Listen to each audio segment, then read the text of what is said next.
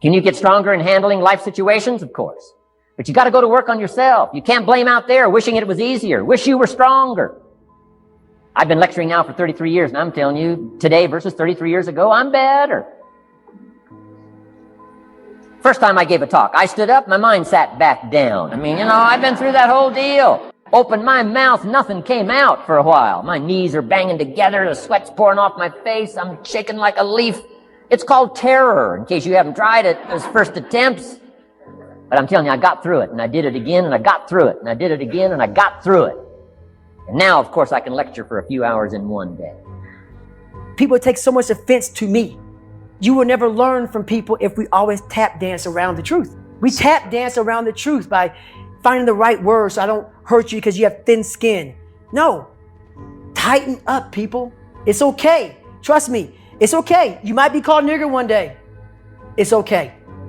You might be called some Jewish word or some faggot or gay word. It's okay. Let them call you that. What are you going to do now? They don't own your life.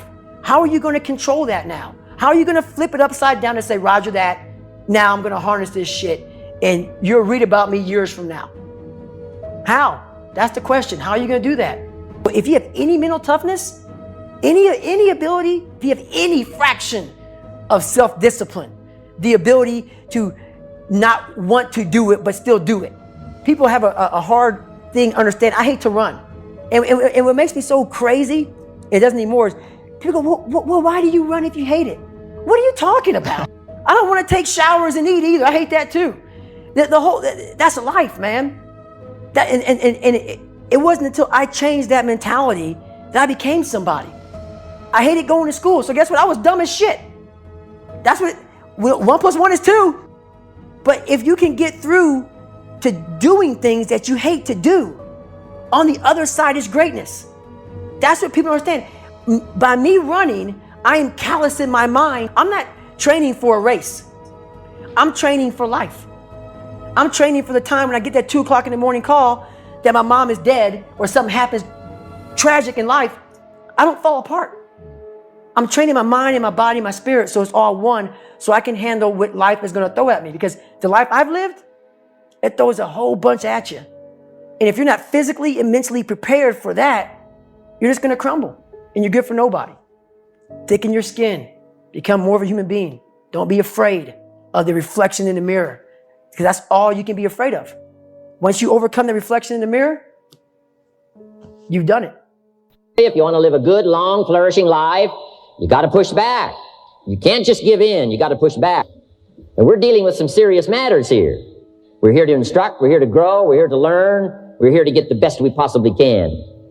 One ancient novelist said, these are the best of times and these are the worst of times. Right? If you've had a bad week, just sit down and ponder that for a while. Study it. See if you can't pick up some ideas from a poor week and then make a better week. In spite of the winters, in spite of the downturn, the money downturn, the social downturn, the personal downturn, whatever it is, you can develop the courage muscle. You can develop the inspiration muscle. You can develop the dedication muscle. You can get stronger. There isn't anybody here that can't get stronger. Next time we see you, may not even recognize you, how strong you're going to be able to become in language, in style, and personality, the ability to cope, the ability to handle with anything that happens, no matter what happens. People can get unbelievably tough. So the trick for human thriving in the face of suffering and malevolence is strength, not protection. It's a completely different idea. We also know this clinically. We know, for example, that if you treat people with exposure therapy for agoraphobia, which is, roughly speaking, the fear of chaos, I would say, the fear of everything, you don't make them less afraid. You make them braver. It's not the same thing. Because with an agoraphobic, see, what happens to them is the fall. They never conceptualize death and suffering. They're naive, right? It never enters the theater of their imagination, and it's because they're protected from it. But then something happens. This often happens to women in their 40s, because they're the people most likely to develop agoraphobia. Something happens, they've been protected from chaos by authority their entire life. So maybe they had an overprotective father, and then they went to an overprotective boyfriend, and then they went to an overprotective husband. And maybe they were willing to be subjugated to all three of those because of the protection, right? So that's the bargain. They stay weak and dependent, and maybe they have to because that's the only way they can appeal to the person who's hyperprotective, but the price they pay for that is that they're not sufficiently competent. And then something happens in their life, often in their 40s, they develop heart palpitations, maybe as a consequence of menopause. Their heart starts to beat erratically and they think, oh no, death. It's like, well, who are you going to talk to about that? Right? There's no protection from authority for that. Or maybe their friend gets divorced, or maybe their sister dies, or something like that. It brings up the specter of mortality, and maybe the specter of malevolence and mortality, and it brings it up in a way that authority, recourse to authority, cannot solve. And so then they have panic attacks. What happens? They go out, they get afraid, they feel their heart beating, then they get afraid of their heart beating because they think, oh no, I'm going to die, and they think, oh no, I'm going to die, and I'm going to make a fool of myself while I'm doing it and attract a lot of attention. So the two big fears come up, mortality and social judgment. And then they have a panic attack. It's like fight or flight's gone out of control. Very, very unpleasant. Then they start to avoid the places they've had a panic attack. Then they end up not being able to go anywhere. So then Tiamat has come back, right? A huge monster, a little victim. And so what do you do with them? Well, there's no saying, no, there's no Tiamat. That's done, right? Their naivety is over. They've had a direct contact with the threat of mortality and social judgment. They've met the terrible mother and they've met the terrible father. And there's no going back. There's no saying, oh, the world is safe. It's not safe. Not at all. It's not safe. The fact that you think it's safe means that you were living in an unconscious bubble that was sort of provided to you by your culture. It's a gift. And now that's been shattered. And so now what do? Well, the answer is you retreat until you're in your house and there's nowhere you can go. You're the ultimate frozen rabbit, right? And your life is hell because you can't function. The alternative is, let's take apart the things you're afraid of. Let's expose you to them, carefully and programmatically. And then you'll learn that you're actually tougher than you think. You never knew that. And maybe you didn't want to take on the responsibility because, people play a role in their own demise, so to speak. When you had opportunity to go out and explore or withdraw because you were afraid, you chose to withdraw because you were afraid. So it's not only that you were overprotected often, it's that you were willing to take advantage of the fact that you were overprotected and run back there whenever you had the opportunity. So maybe you're a kid in the playground, right? And you're having some trouble with other kids. And in the back of your mind, I should deal with this myself. But you go and tell your mom and get her to intervene. And you know that that's not right. You know that you're breaking the social contract. But it's easier. And so that's what you do. You run off to an authority figure and hide behind the great father, right? Roughly speaking. Well, the problem with that is you don't learn how to do it yourself. So then you have to relearn it painfully when you're 40. So then you take people out. You say, well, what are you afraid of? Rank it from 1 to 10. So 10 is, make a list of 10 things you're afraid of. The thing you're least afraid of we'll call number 10. So we'll start with that. Okay, well, I'm afraid of elevators. Okay, well, let's look at a picture of an elevator. Let's have you imagine being in an elevator. Let's go out to an elevator and let you watch the terrible jaws of death open, because that's how you're responding to it symbolically, right? And you're going to do that at the closest proximity you can manage. You find out, you go do that, it works. You're nervous as hell, especially from an anticipatory perspective. Shaking. You go out, you stop, you watch it happen, and you actually calm down. You do that 10 times and it no longer bothers you. Well, what you've learned that you didn't die, but more importantly than that, you've learned that you could withstand the threat of death. That's what you've learned. And then you move a little closer, and then you move a little closer, and then you move a little closer, and finally you're back in what's no longer the elevator from a symbolic perspective. It's a tomb, right? It's a place of enclosure and isolation. And you learn, turns out I can withstand that.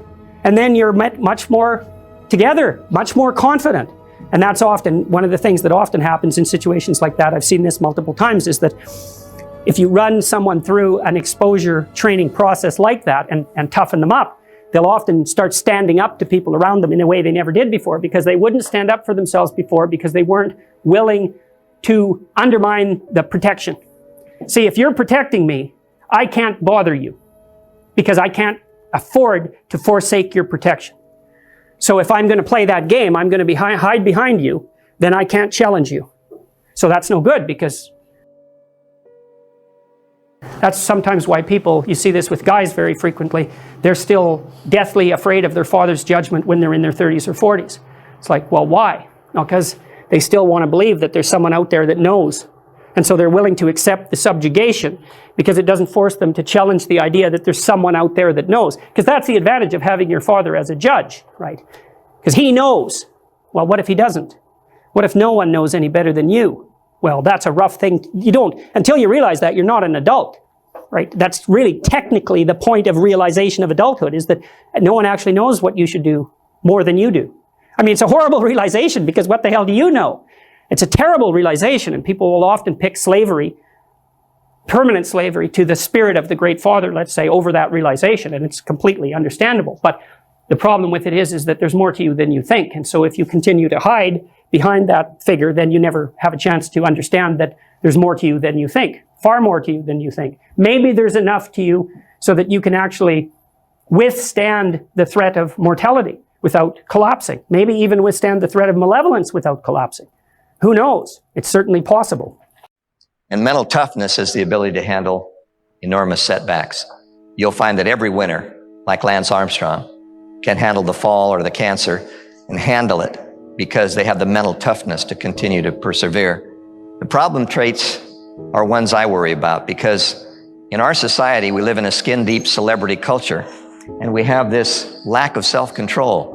We have people that are off the wall, they get angry, there's road rage, job rage, every kind of rage, air rage. Everyone gets upset all the time over trifles. People look at me and say, "You big, fat, dumb klutz, we hate you, your religion, your mother, and your country."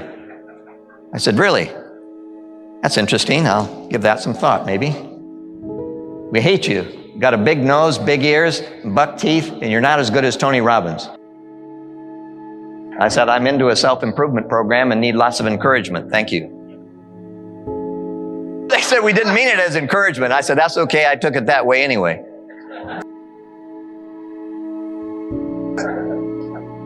I haven't been angry in 20 years. No one's tried to kill me. The only way I get angry is if they're victimizing some young child or somebody who's in need. I get angry with victimizing, but I don't get angry with people who say things. I mean, people differ all the time. So don't worry about any of that. Lack of self-control. Inflexibility is when you're so narrow that everyone's wrong because you think you're right. If I've learned anything, it's to be flexible, to accommodate opinions without having to embrace them. The most difficult thing in our society is over-emotionality, because it's difficult to change, because it's usually either a combination of inborn, but especially as young children. What I really worry about are homes that get all upset and fly off the handle and start arguing and get this big off-the-wall kind of thing. Emotionality should be no problem, can do. You see the accident, you pull out the flares, you direct the traffic. The time to really get cool is when things are really tough. And the people who are overly emotional can really be swayed by the media and the sound bites. I want to set myself free. I'm tired of having the media control me. You'll never outgrow the limitations. You'll only set new ones within which you must live. Everyone has an income limitation. They believe they're only worth so much. Add a zero. I dare you to add a zero on your income. You'll find that you're as good as the best, but no better than the rest, but as good as the best. If you can separate your limits, which are age, maybe physical characteristics, limitations are psychological. And of course, the ones we place on ourselves are the biggest ones of all. I've always said that POW, prisoner of war, Prince of Wales, putting on weight, power of women, psychology of winning. POW is a bumper sticker. It doesn't mean anything unless you have experience with it. Little boy looked at POW, P-O-W, he went, "Pow." I said, "Yeah, POW to you, P-O-W, Prince of Wales to me." He said, "Putting on weight to you, sir." You are who you were until now. You will become what you've learned this weekend over 250,000 hours of past conditioning if you're 40. So if you're 40 years old, you'll get 12 hours over 250,000. You will not have a life-changing experience unless you reorganize the iceberg, the denominator. View where you came from differently than you now view it. Failure is fertilizer. It's a learning experience. Don't wallow in it. Grow from it. Never carry failure forward. It's an event, not a person. There are no failures. There are just learning experiences. Future behavior is based on re-recording on top of the old conditioning, which you cannot erase. New information. You've got the brains, you've got the stamina, you've got the vitality, you've got the interest, you've got your life ahead of you, you've got the future. You can do it. If anybody can do it, you can do it. If one of us can do it, hey, we all can do it. If we can read, you can read. If we can change, you can change. If we can figure it out, you can figure it out. If we can turn it around, you can turn it around. There isn't anything you can't accomplish.